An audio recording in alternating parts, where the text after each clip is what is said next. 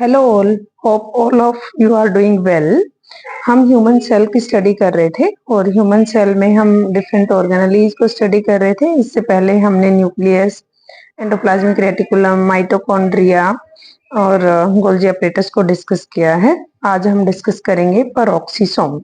Peroxisome spherical होते हैं, small होते हैं और सिंगल मेम्ब्रेन कवर होते हैं और इनमें जो अंदर मैट्रिक्स प्रेजेंट होता है वो प्रोटीन डेंस मैट्रिक्स होता है। इनकी प्रॉपर्टी होती है कि ये अपनी शेप को चेंज कर सकते हैं according to the cell type और एनवायरनमेंट, मतलब बिग और स्मॉल कर सकते हैं। मेनली ये जो भी हमारी बॉडी में ऑक्सीडेटिव रिएक्शंस होती हैं उनमें पार्टिसिपेट करते हैं। जितना भी वेस्ट मटेरियल्स होता है जिनको रिएक्शन के थ्रू बाहर निकालना है, जैसे ऑक्सीडेशन करनी है, जैसे फैटी एसिड ऑक्सीडेशन है, हाइड्रोजन परऑक्साइड जो वेस्ट मटेरियल है हमारी बॉडी में उसको बाहर निकालने में यूज होता है। तो मेनली जितने भी जो हार्मफुल केमिकल्स होते हैं उनको बाहर निकालने के लिए पेरोक्सिसोम ऑक्सीडेटिव रिएक्शंस में पार्टिसिपेट करते हैं। तो peroxisome are small spherical organelles that are bound by a single membrane.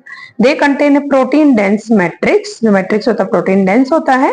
Peroxisome can change shape and depending on the cell type and the environment. This is the diagram of peroxisome. This is the membrane and the lipid bilayer membrane होती है और अंदर ये जो present है इसको बोलते हैं क्रिस्टलाइन स्ट्रक्चर प्रेजेंट होती है इसके अंदर। जो मैट्रिक्स होता है this is the protein dense matrix. Functions की बात करें तो ये सेल की ऑक्सीडेटिव रिएक्शंस में पार्टिसिपेट करते हैं, हाइड्रोजन पेरोक्साइड की ब्रेक डाउन करके इसको एक्सक्रीट आउट करवाने में हेल्प करते हैं, इसकी ब्रेक डाउन करते हैं और इसको वाटर में कन्वर्ट करते हैं। फैटी एसिड की ऑक्सीडेशन में पार्टिसिपेट करते हैं। जो भी ऑक्सीजन रिएक्टिव स्पीसीज होती हैं, रिएक्टिव ऑक्सीजन स्पीसीज, उनको न्यूट्रलाइज करने में हेल्प करते हैं। हमारी बॉडी में बहुत सारी ऐसी डिजीज हैं जो रिएक्टिव ऑक्सीजन स्पीसीज की वजह से होती हैं। फॉस्फोलिपिड की सिंथेसिस करते हैं। अगर हम नर्व सेल की बात करें तो उनकी जो आउटर मेम्ब्रेन होती है वो मेलाइनेटेड होती है। तो जो मेलाइनेशन के लिए जो फॉस्फोलिपिड की रिक्वायरमेंट होती है वो ये सिंथेसाइज करते हैं पेरोक्सिसोम। तो वो पेरोक्सिसोम उस फॉस्फोलिपिड को सिंथेसाइज करते हैं जो नर्व सेल की मेलाइनेशन में हेल्प रिक्वायर्ड होती है। अगर हम लीव्स की बात करें तो पेरोक्सिसोम लीव्स में भी प्रेजेंट होते हैं और ये फोटो रेस्पिरेशन में पार्टिसिपेट करते हैं विद द क्लोरोप्लास्ट। ठीक है, जो फोटोसिंथेसिस प्रोसेस होती है, क्लोरोप्लास्ट जो ग्रीन पार्ट होता है सेल, प्लांट सेल में लीव्स में जो ग्रीन पार्ट होता है उसको बोलते हैं क्लोरोप्लास्ट और ये पार्टिसिपेट करता है फोटोसिंथेसिस की रिएक्शन में। तो उसमें पेरोक्सिसोम फोटो रेस्पिरेशन में भी हेल्प करते हैं। नेक्स्ट है वैक्यूल्स। वैक्यूल्स क्या होते हैं? स्मॉल एम्प्टी स्ट्रक्चर्स होती हैं सेल में। एक मिनट, सेल का स्ट्रक्चर अगर हम बात करें तो ये यहाँ पे वैक्यूल है। ठीक है, तो वैक्यूल भी क्या होता है? मेम्ब्रेन बाउंड होता है, सिंगल मेम्ब्रेन बाउंड होता है, एम्प्टी स्पेस होता है। ये क्या करता है? डाइजेशन में हेल्प करता है, वेस्ट मटेरियल को बाहर निकालने में हेल्प करता है, सेल के ऑस्मोटिक प्रेशर को मेंटेन करने में हेल्प करता है, स्ट्रक्चरल सपोर्ट प्रोवाइड करता है सेल को। अगर कोई वेस्ट मटेरियल है तो वो पहले इसमें डिपॉजिट हो जाता है और फिर वो सेल मेम्ब्रेन के थ्रू डिफ्यूज होके बाहर एक्सक्रीट आउट हो जाता है। कुछ पर्टिकुलर गैसेज हैं और वाटर को भी ये स्टोर करके रख सकता है, आयंस को स्टोर करके रख सकता है, फूड को भी स्टोर करके रख सकता है। तो स्टोरेज का काम भी करता है वैक्यूल। तो वैक्यूल क्या है? स्मॉल मेम्ब्रेन बाउंड ऑर्गेनेलीज होती हैं that store waste, food and other materials. They help with digestion, excretion and osmoregulation. Cell के ऑस्मोटिक प्रेशर को मेंटेन करने में भी वैक्यूल पार्टिसिपेट करते हैं। This is the structure of vacuole. This is the vacuole और जो liquid इसमें प्रेजेंट होगा उसको बोलेंगे सेल सेप बोलेंगे और ये आउटर मेम्ब्रेन है वैक्यूल की जिसको बोलते हैं टोनोप्लास्ट। फंक्शंस है storage, store food, waste and other material. दूसरे मटेरियल्स को भी स्टोर करता है, फूड को स्टोर करता है, वेस्ट को, गैसेस को, वाटर को स्टोर करके रख सकता है। डाइजेशन, वैक्यूल है help with intracellular digestion by breaking food particles with particular enzymes। इनमें कुछ एंजाइम्स प्रेजेंट होते हैं जो फूड पार्टिकल्स को ब्रेक करते हैं, तो ये डाइजेशन में हेल्प करता है। Excretion, vacuole help with the process of exocytosis. जब ये वैक्यूल इसके साथ डिफ्यूज होता है सेल मेम्ब्रेन के थ्रू, डिफ्यूज होकर जो बाहर निकलता है तो उस प्रोसेस को बोलते हैं एक्सोसाइटोसिस। तो जो एक्सोसाइटोसिस की प्रोसेस होती है which remove the protein and the lipid from the cell, जिसके थ्रू प्रोटीन और लिपिड जो सेल के से एक्सक्रीट आउट किए जाते हैं। Osmoregulation, vacuole help regulate the balance of water and ions in the cell. तो जो वैक्यूल्स हैं ये क्या करते हैं, आयंस और वाटर के बैलेंस को मेंटेन करते हैं और इस तरह से ये ऑस्मो रेगुलेशन में भी बॉडी जो सेल का ऑस्मोटिक प्रेशर है उसको मेंटेन करने में भी हेल्प करते हैं। नेक्स्ट है साइटोसोल एंड साइटोस्केलेटन। साइटोसोल किसे कहते हैं, सेल का जो लिक्विड है, सेल में जो लिक्विड प्रेजेंट है, लिक्विड मैट्रिक्स प्रेजेंट है जिसमें आयंस एंड सॉल्ट्स प्रेजेंट होते हैं, इस फ्लूइड को बोलते हैं साइटोसोल। ठीक है, और cytosol the cellular matrix contain collectively regarded to as the cytosol. जो ये मैट्रिक्स इसमें प्रेजेंट होता है इसको बोलते हैं साइटोसोल। सेल के अंदर जो मैट्रिक्स प्रेजेंट होता है उसको साइटोसोल बोलते हैं। Cytosol is basically compartment containing several enzymes, बहुत सारे एंजाइम्स प्रेजेंट होते हैं, metabolites and salt in an aqueous gel like medium. ये जो मीडियम होता है ये बिल्कुल ऐसे जेल लाइक कंसिस्टेंसी में होता है जो लिक्विड मीडियम है, due to the presence of other material like cell organelles और जो एंजाइम्स है, मेटाबोलाइट्स है, सॉल्ट्स प्रेजेंट है, उसकी वजह से इसकी जो कंसिस्टेंसी होती है वो जेल लाइक हो जाती है। Actually contain complex network of protein filaments, इसमें फिलामेंट्स भी प्रेजेंट होते हैं, जैसे कि ये माइक्रो फिलामेंट्स प्रेजेंट है। ये क्या करते हैं, स्ट्रेंथ प्रोवाइड करते हैं, स्ट्रक्चरल सपोर्ट प्रोवाइड करते हैं सेल को और सेल की मूवमेंट में भी हेल्प करते हैं। अगर प्रेशर अप्लाई होता है तो ये प्रेशर को ऑब्जॉर्व कर लेते हैं और सेल को स्ट्रेंथ प्रोवाइड करते हैं अगर आउटर प्रेशर अप्लाई होता है सेल के ऊपर तो। Spread through out and constitute cytoskeleton, और इसको हम बोलते हैं साइटोस्केलेटन। जो साइटोस्केलेटन है, जो फाइब्रस स्ट्रक्चर है, ये साइटोस्केलेटन बनाते हैं।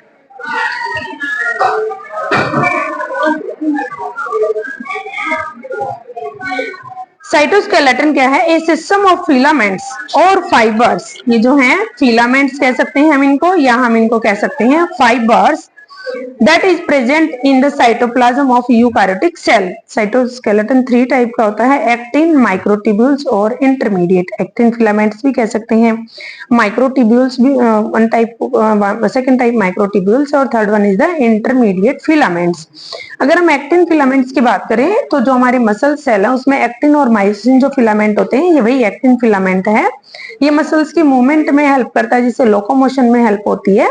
It occur in the cell in the form of the meshwork और बंडल्स ऑफ पैरेलल फाइबर। ये बंडल्स की फॉर्म में प्रेजेंट होता है। जो फाइबर्स होते हैं वो इस तरह से सिंगल नहीं होती हैं, बहुत सारी फाइबर्स कलेक्टिवली इकट्ठी प्रेजेंट होती हैं, जिनको हम बोलते हैं bundles of fibers. They help determine the shape of the cell and also help in adhere to the substrate. ये क्या करते हैं, शेप को मेंटेन करते हैं और किसी सबस्ट्रेट के साथ सेल को अडहेयर करने में भी, चिपकने में, उसके साथ विथस्टैंड करने में भी हेल्प करती हैं। The constantly changing array of action filaments help move the cell and mediate specific activity।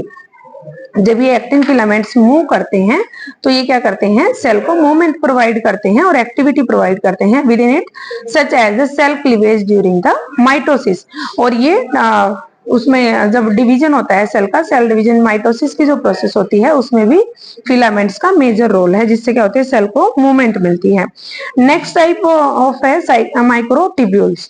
Microtubules ये क्या होते हैं, लार्जर फिलामेंट्स होते हैं compare to actin filaments that are constantly assembling और डिसेंबलिंग।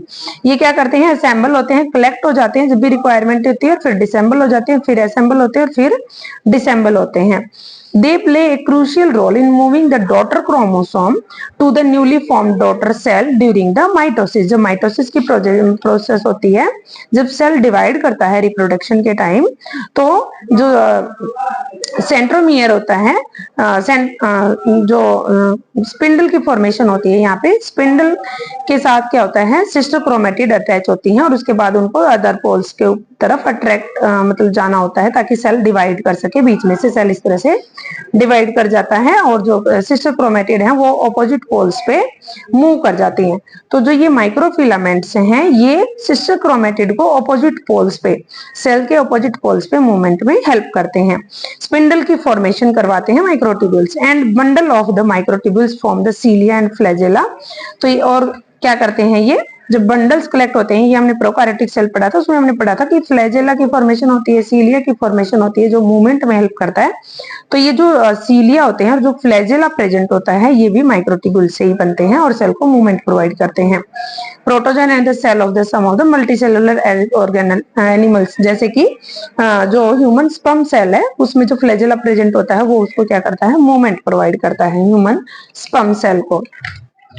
नेक्स्ट हम बात करें इंटरमीडिएट फिलामेंट्स की, तो ये क्या करते हैं, ट्रू स्केलेटन प्रोवाइड करते हैं सेल को, रिजिडिटी प्रोवाइड करते हैं सेल को, स्ट्रक्चर सपोर्ट प्रोवाइड करते हैं intermediate filament. They stable very stable structure होती हैं that form a true skeleton of the cell. They anchor the nucleus and position it within the cell. ये क्या करते हैं, न्यूक्लियस को सपोर्ट प्रोवाइड करते हैं और उसकी पोजीशन को मेंटेन करते हैं in the centre of the cell and they give the cell its elastic property and its ability to withstand the tension. Tension मान लो सेल के ऊपर कोई प्रेशर अप्लाई करे तो सेल को ब्रेक डाउन होने से रोकते हैं, टेंशन में भी उसको, टेंशन में उसको सपोर्ट प्रोवाइड करते हैं, इलास्टिसिटी प्रोवाइड करते हैं ताकि सेल जो है किसी भी जगह से, एक जगह से दूसरी जगह पे मूव कर सके, स्मॉल होल में से मूव कर सके। तो इलास्टिसिटी की वजह से ही वो क्या करता है, मूव करता है, अपनी शेप को थोड़ा सा चेंज करके मूव कर सकता है। नेक्स्ट है सेल मेम्ब्रेन और प्लाज्मा मेम्ब्रेन भी इसको कह सकते हैं या प्लाज्मा लेमा हम इसको कह सकते हैं, या अदर इसका नाम है बायोलॉजिकल मेम्ब्रेन। जो सेल के आउटर मेम्ब्रेन है ये है आपकी प्लाज्मा लेमा या प्लाज्मा मेम्ब्रेन या सेल मेम्ब्रेन बोलते हैं इसको। ये थिन होती है, इलास्टिसिटी इसकी बहुत ज्यादा होती है और स्पेसिफिक सिलेक्टिव होती है, किसी पर्टिकुलर कंपाउंड को ही अलाउ करती है एंट्री करने के लिए ड्यू टू इट्स स्ट्रक्चर। इसकी जो स्ट्रक्चर एबिलिटी होती है जिसकी वजह से ये क्या होती है, सिलेक्टिवली परमिएबल, या हम इसको सेमी परमिएबल मेम्ब्रेन भी कह सकते हैं।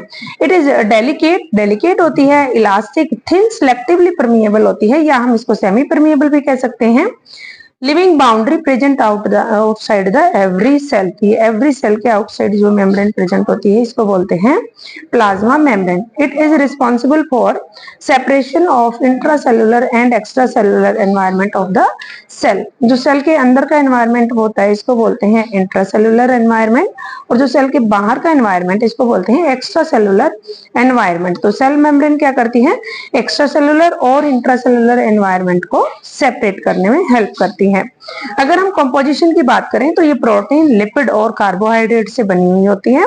प्रोटीन टू टाइप के होते हैं इसमें, इंटीग्रल प्रोटीन और इंट्रिंसिक प्रोटीन, जो कि 50% प्रेजेंट होता है।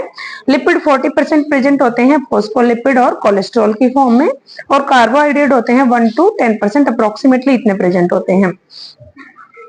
This is the diagram of the cell membrane. यहाँ पे जो ये है एम्बेडेड है, ये क्या है, लिपिड है, और ये क्या है, फॉस्फोलिपिड बाई मेम्ब्रेन है। ये बाई लेयर होती है, डबल लेयर, दो मतलब बाई लेयर का मतलब होता है डबल लेयर बनी होती है। और ये क्या है, कार्बोहाइड्रेट चेन, कहीं कहीं पर कार्बोहाइड्रेट चेन इस तरह से प्रेजेंट होती है। तो ये जो है इसकी जो स्ट्रक्चर है ये सैंडविच की तरह होती है, जैसे हम सैंडविच लेते हैं, एक पैड ऊपर होता है और एक नीचे, बीच में कुछ भी इसमें वेजेस वगैरह डली होती हैं। तो सेल मेम्ब्रेन का स्ट्रक्चर भी इसी तरह से होता है, इसलिए इसको सैंडविच भी बोला गया है। ठीक है, फॉस्फोलिपिड बाई लेयर का मतलब है ये जो फॉस्फो और लिपिड से मिलके बनी हुई है। ये जो हेड है ये क्या होता है, पोलर हेड होता है, जिसको लिखा गया है हाइड्रोफिलिक। हाइड्रो का मतलब होता है वाटर और फिलिक का मतलब है लवर। और जो टेल होती है ये लॉन्ग चेन ऑफ कार्बन की टेल होती है, इसीलिए ये टेल क्या होती है, हाइड्रोफोबिक, मतलब वाटर हेटर। अगर हम दूसरी तरह से बात करें तो ये लिपोफिलिक होती है, टेल आपकी लिपोफिलिक होती है, और जो हेड है वो क्या है, लिपोफोबिक, मतलब हेड क्या है, लिपिड से हेट करता है और टेल लिपिड से लव करती है। ठीक है, तो इसको हम ऐसे बोल सकते हैं हाइड्रोफिलिक हेड और हाइड्रोफोबिक टेल, या हम इसको बोल सकते हैं लिपोफोबिक हेड और लिपोफिलिक टेल, दोनों ही नाम इसके ठीक है इस तरह से। It consists of two layer of phospholipid embedded with protein and the sugar molecule. इसमें जो लेयर होती है वो डबल लेयर होती है फोस्फोलिपिड की, 1 अप एंड 1 डाउन, और इसमें क्या होते हैं कार्बोहाइड्रेट और प्रोटीन्स एम्बेडेड होते हैं. These molecule provide the channel for passage of electrolyte and non-lipid soluble substances. तो जो ये embedded protein होते हैं इनका particular function है, जो embedded carbohydrate है not protein, जो carbohydrate हैं या जो lipids हैं इनका particular function है ये particular compounds को entry करने के लिए allow करती हैं. Phospholipid have an electrically charged hydrophobic head and non charged hydrophobic tail. तो जो हेड होता है वो क्या होता है हाइड्रोफिलिक होता है और जो टेल होती है वो हाइड्रोफोबिक होती है, या लिपोफिलिक टेल कह सकते हैं और हाइड्रोफिलिक हेड कह सकते हैं. Phospholipid bilayer is arranged like a sandwich where hydrophilic head align on the outer surface of the membrane and the hydrophobic tail forming the central water repelling layer. तो जो अगर हम इसकी बात करें तो ये क्या है, दोनों साइड में हाइड्रोफिलिक हेड होता है और जो सेंटर है वो क्या है हाइड्रोफोबिक है. ठीक है, तो ये इस तरह से सैंडविच की फॉर्मेशन करती है. This arrangement of heads and tails influence the transfer of substance across the membrane. तो ये जो इसकी अरेंजमेंट है ये पर्टिकुलर कंपाउंड्स को ट्रांसफर करने के अकॉर्डिंग ही अरेंज है. अगर हम फंक्शंस की बात करें तो embedded carbohydrate molecule are responsible for immunological identity of the cell. तो जो कार्बोहाइड्रेट एम्बेडेड होते हैं ये क्या काम करते हैं, इसी की वजह से सेल को आइडेंटिफाई किया जाता है. लाइक अगर कोई माइक्रो ऑर्गेनिज्म का कोई सेल एंटर कर जाता है तो जो हमारी बॉडी के डिफेंस सेल हैं वो कैसे आइडेंटिफाई करेंगे कि ये हमारी बॉडी का सेल है या फॉरेन पार्टिकल है, फॉरेन सेल है, वो इसी कार्बोहाइड्रेट चेन की वजह से ही उसको आइडेंटिफाई कर पाते हैं और उसको किल कर पाते हैं. नेक्स्ट है protein are act as specific receptor for hormone and chemical messenger. जो प्रोटीन है वो क्या है पर्टिकुलर रिसेप्टर का रोल प्ले करता है जहां पर हार्मोन्स, केमिकल मैसेंजर्स या पर्टिकुलर ड्रग बाइंड करती है और अपना एक्शन परफॉर्म करती है. Cell membrane is responsible for selective transport of material across the membrane. तो ये क्या होती है सिलेक्टिव परमिएबल होती है, तो उसको सिलेक्टिव कंपाउंड्स को ही अलाउ करती है सेल के अंदर एंटर करने को.